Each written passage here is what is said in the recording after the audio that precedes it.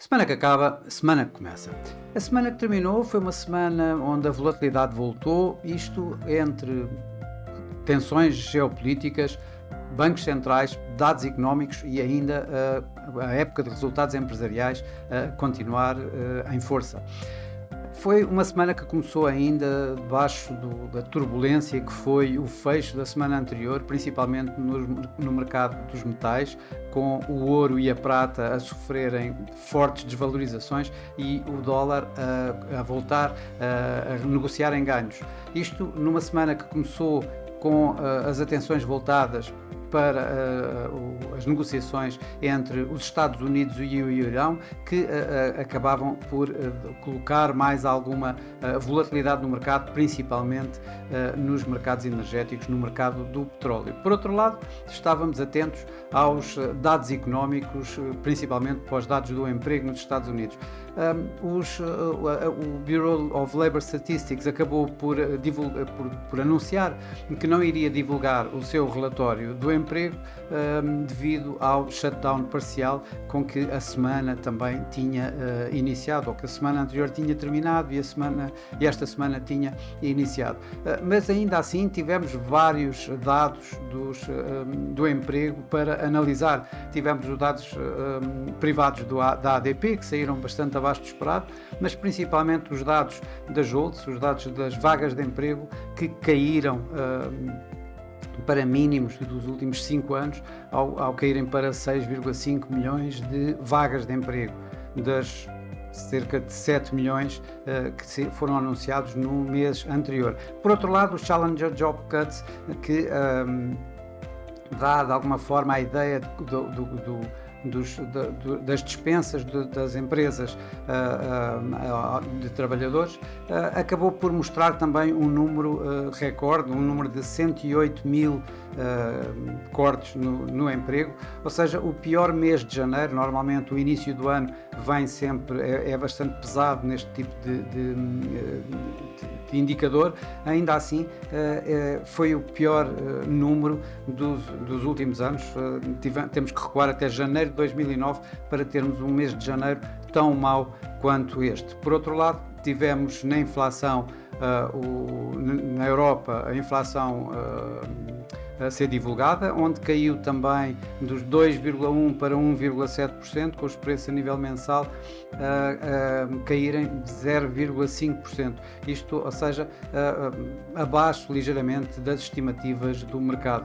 Claro que isto foi antes do Banco Central Europeu, não é que houvesse grande influência, digamos, um impacto e uma influência na decisão desta semana, que toda a gente já estava à espera que fosse a manutenção da taxa de juros atual dos depósitos nos 2% no Banco Central Europeu, que se manteve, apesar de a comunicação do Banco Central Europeu ter sido ligeiramente mais para o dovish do que o mercado poderia esperar, com Christine Lagarde na conferência de imprensa a apontar os ganhos do euro, ou uma valorização do euro, como uma potencial pressão sobre a inflação na Europa, o que dá de alguma forma a abertura à possibilidade de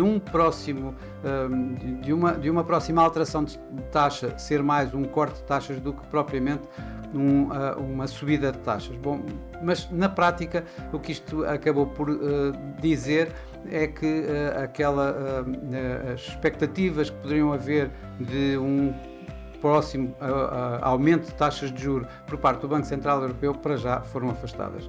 No Banco de Inglaterra, a taxa de juros manteve-se também nos 3,75%, tal como era esperado pelo mercado.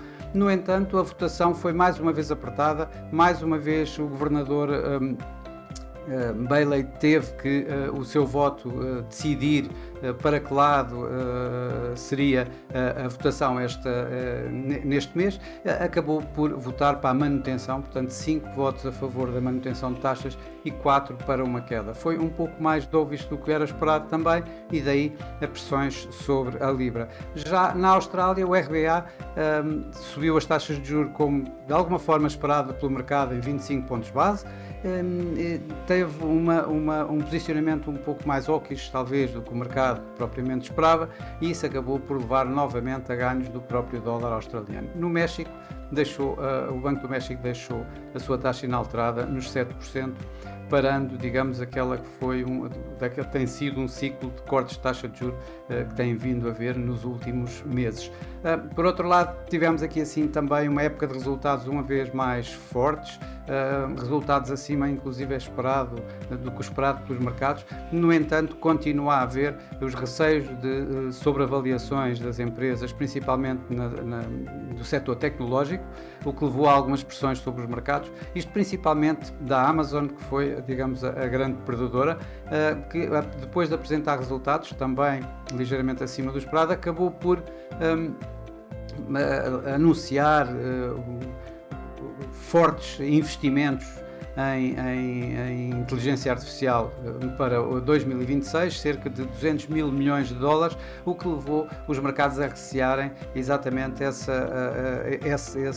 e a questionarem esse tipo de investimentos, e até que ponto é que poderão ter um retorno rápido sobre esses mesmos investimentos, levando a pressões exatamente sobre o preço das suas ações. Claro que, no geral, o mercado acionista andou a negociar entre baixos e altos, entre ganhos e perdas. O índice, como vemos por aqui na Ásia, o índice Nikkei foi dos poucos que ganhou 1,8%. Por outro lado, o Hang Seng na Ásia perdeu cerca de 3%. Na Europa, foi uma semana que terminou relativamente positiva. O Eurostoxx ganhou aqui cerca de 0,8%, ligeiramente abaixo de 1%. Nos Estados Unidos foi uma semana mista. Temos aqui o S&P 500 a perder 0,1%, ou seja, praticamente inalterado na semana. No entanto, tivemos fortes perdas no Nasdaq, no tecnológico, que caiu 1,8% nesta semana, mas por outro lado o Dow Jones acumulou mais 2,5% e atingiu pela primeira vez os 50 mil pontos durante esta semana. Por cá, o PSI acabou por ganhar aqui à volta de 2,6%, ou seja, bem acima dos seus pares, impulsionado pelos ganhos da Mota-Engil, que teve um ganho aqui superior a 8%, quase a 9%, e pressionado pela CEMAPA, que foi das cotadas que mais perdeu esta semana e perdeu apenas 0,2%. No mercado cambial, tal como comecei logo por dizer neste vídeo, claro que o dólar começou a semana a recuperar e continuou a recuperar, com o DXY a chegar muito perto dos 98 uma vez mais.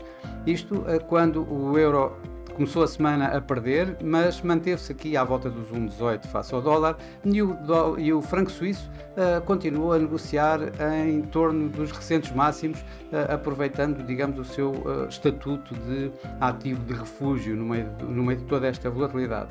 Outra das divisas que mais perdeu esta semana foi, de facto, o Iene, na direção das eleições deste fim de semana, em que as sondagens iam dando grandes vantagens ao Partido Liberal Democrático da atual Primeira-Ministra Sanai Takaichi. A Libra negociou esta semana com alguma volatilidade. Antes do Banco Central, antes da reunião do Banco de Inglaterra e a sua decisão, tivemos uma Libra, digamos, a continuar a negociar em torno dos recentes máximos. No entanto, tal como já referi anteriormente, uma votação mais dovish relativamente à decisão do Banco de Inglaterra de manter taxas de juros acabou por levar a Libra para perdas, tanto face ao euro como face ao dólar. De destacar, de facto, esta semana foi os ganhos do dólar australiano, com o euro-AUD a cair para 1,68, ou seja, em mínimos dos últimos 11 meses, um ano praticamente, e já o dólar australiano a voltar para cima de 0,70 e estar aqui em torno de máximos dos últimos 3 anos aproximadamente. Nas moedas emergentes, aquela que se mais destacou foi de novo o peso mexicano, em que ganhou aqui cerca de 1,4% face ao euro e cerca de 1,1% face ao dólar. No mercado de commodities também, como já referi, tivemos mais volatilidade. O ouro começou em perdas, tal como já vinha a perder na semana anterior, mas ainda chegou a uma recuperação para atingir acima dos $5.000 por onça. No entanto, acabou por recuar e terminar a semana mesmo assim a ganhar aqui cerca de 5%. Já os preços do petróleo negociaram de uma forma geral em alta, com as tensões, sempre com os mercados atentos nas tensões do Médio Oriente, nomeadamente as negociações entre o Irão e os Estados Unidos e as várias ameaças que foram sendo feitas, que poderiam de alguma forma levar a uma disrupção ali assim no Estreito de Hormuz. O Brent chegou muito perto dos $70, acabou a ganhar aqui cerca de 1,1% durante esta semana. A semana que vai começar é uma semana que vamos voltar a estar a olhar para os eventos geoestratégicos, para a volatilidade, onde vamos ter também ainda mais dados económicos importantes e a continuação em força da época de resultados. Mas de facto a semana vai começar logo com o mercado a digerir do resultado das eleições no Japão, que as sondagens, como digo, dão a possibilidade de termos um forte ganho por parte de Sanai Takahashi, com o Partido Liberal Democrata a conseguir a maioria no Parlamento, portanto dando a hipótese com mais facilidade de prosseguir as suas políticas liberais. Estou a falar de Sanai Takahashi, que é seguidora, digamos, da política económica do antigo primeiro-ministro Abe. Por outro lado, o mercado também vai olhar para o que vai continuar com as negociações entre os Estados Unidos e o Irão, e ainda para a volatilidade que o mercado tem tido ultimamente, principalmente no mercado dos metais.